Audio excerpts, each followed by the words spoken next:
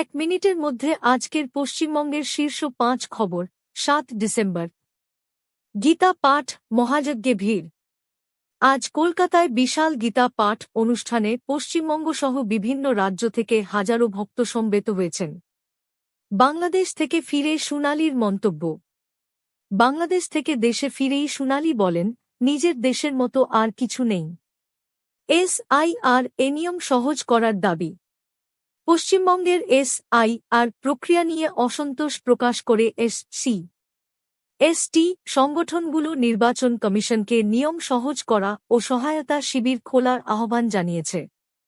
SIR record digitisation.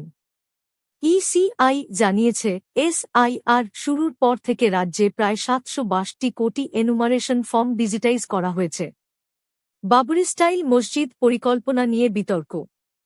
বরখাস্ত TMCMLA Humayun Kabir তাঁর Babri style মসজিদ নির্মাণ পরিকল্পনা এগিয়ে নিয়ে চলেছেন, যা নিয়ে নতুন বিতর্ক সৃষ্টি হয়েছে।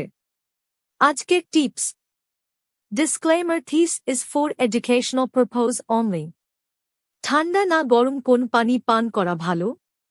সাধারণভাবে গরম পানি, হালকা গরম, শরীরের জন্য ভালো হজমে সাহায্য করে, গলা আরাম দেয়, টক্সিন দূর করতে সহায়ক।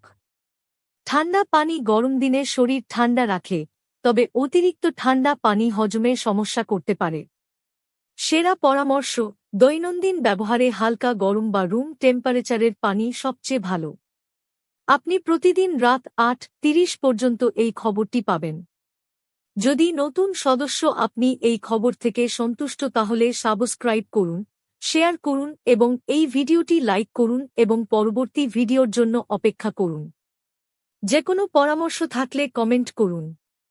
Facebook, Twitter, Instagram, YouTube, WhatsApp, Telegram, website এবং হিপিতে আমাদের অনুসরণ করুন। দেখার জন্য ধন্যবাদ। শ্রীরামপুর টিভিতে স্বাগতম। এটি আজ কি বাত বাংলা ইউনিট।